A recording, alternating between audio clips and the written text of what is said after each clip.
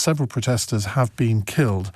And that's prompted Donald Trump to get involved. He has warned today on his Truth Social platform that Iran and the US, warned Iran that the US will come to the rescue, his word, of protesters if Tehran responds violently to the largest nationwide demonstrations that the country has faced in 3 years. Now, in his post early this morning, Donald Trump said, and I'm quoting his words now, "If Iran shoots and violently kills peaceful protesters, which is their custom, the United States of America will come to their rescue. We are locked and loaded and ready to go." Locked and loaded, eh? That's quite a phrase, isn't it? What does that actually mean, though? What could the United States do to either promote these protests or intervene so that the regime could not repress them? I'm not quite sure what that all means. A lot of you, when we were talking about this earlier in the week, made the point that we, the United States, all countries in the West, should just stay out of it. And I can see why a lot of people think that, because Western interventions in Middle Eastern countries haven't, shall we say, always gone that well, have they? But on the other hand, the Iranian people, I think, have felt let down when they've tried to protest against their regime in the past, where they felt that there was a tacit implication, particularly, I think, back in 2008-9, that the United States would come to their rescue, and it didn't. So what do you think should happen? How could we support the protesters, or indeed should we? Vahid Beheshti is a political activist and founder of Iran Front and joins me now. Vahid, thank you very much for joining us. What is Iran Front, to start off with? Thank you very much for having me here. The Iran Front stands for Iran Front for the Revival of Law and National Sovereignty. And we formed this about a year ago. We launched it in European Parliament, and recently, 2 months ago, we had our British launch in House of Lords with the participants of many decision makers in UK. So, as you know, we are camping in front of UK Foreign Office for today for 1,047 days, and with one very simple demand: proscribe IRGC, place IRGC where they belong to. And this is a very simple demand. IRGC is the biggest governmental terrorist organization. And we've been camping outside of Foreign Office for nearly 1,050 days and asking our decision makers, our leaders, to do the right things, and they are still undecisive. But I think you describe it... Just before you go on, why won't the British government do that? Because there are plenty of MPs. I think the Liberal Democrats, they have a united position on this, but there are plenty of Labour MPs and plenty of Conservative MPs who do want the government to do that. So why do they refuse to do it? They are not just MPs, because we have the Parliament in the time of Conservative when they were in power, and in the time of Labour, and not just our MPs. We done one polling with JL Partners, great company, 4 months ago, which has been published on Telegraph newspaper.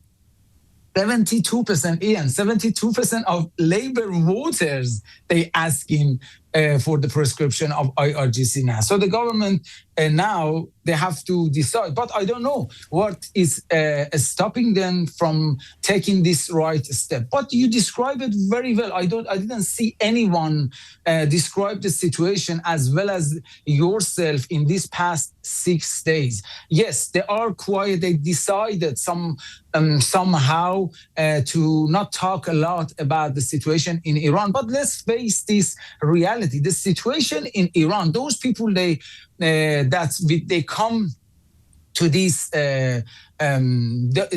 dialogue that they saying is not our business. Yes, it's your business.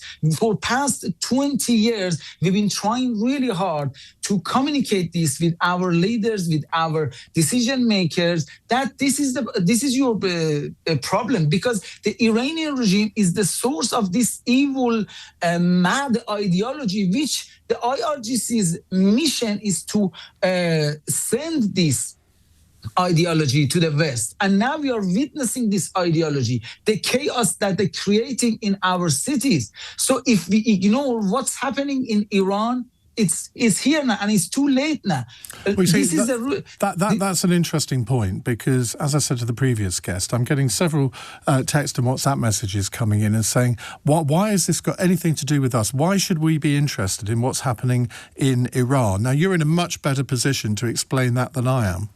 Exactly. Look, today, this is a very obvious reality. That all our decision makers, leaders, and even not the normal people are agreeing on this. If we are after lasting peace and security in the world, we have to secure lasting peace and security in the Middle East.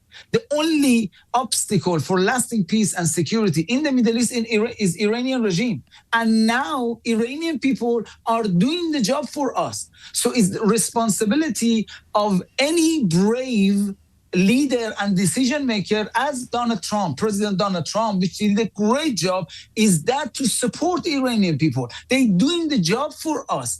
This mad ideology is in middle of our cities now. They are brainwashing our youth. They radicalize our youth and turn them into the enemies of our values, our modern values. The mission, the ideology of Iranian regime is that, for your viewers, is not limited to the border of Iran. They believe this is their divine mission. They have to turn our modern world into Islamic State. And they are using the wealth of this rich country, fifth richest country in the world, in order to do this. That's why 70% of Iranian people at this time living are under the line of poverty line.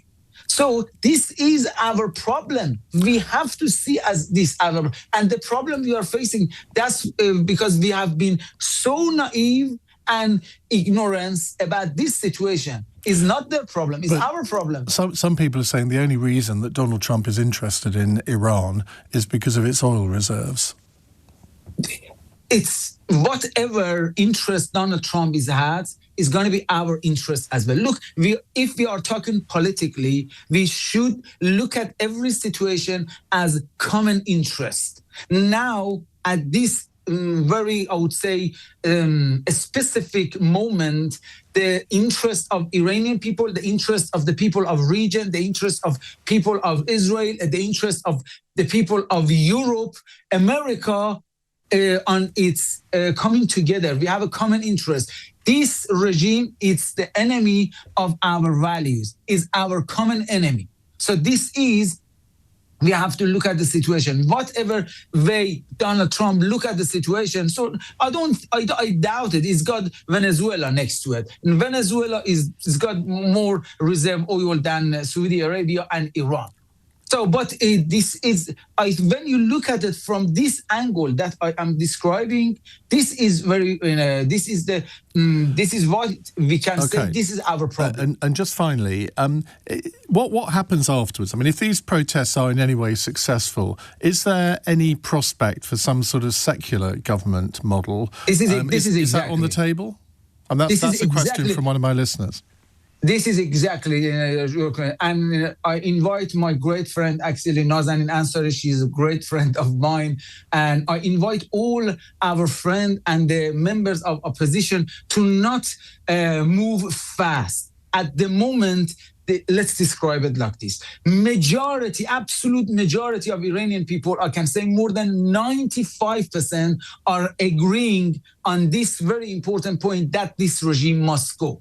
But they have, because we are very diverse, Iranian people and our opposition. So they are not agreeing on one person or on one group. That's why we created Iran Front. Iran Front doesn't have any political ideology. Is like a hub for all these different groups and political opposition groups to join, diverse ethnic, religious, and political diversity, to join this, to unite.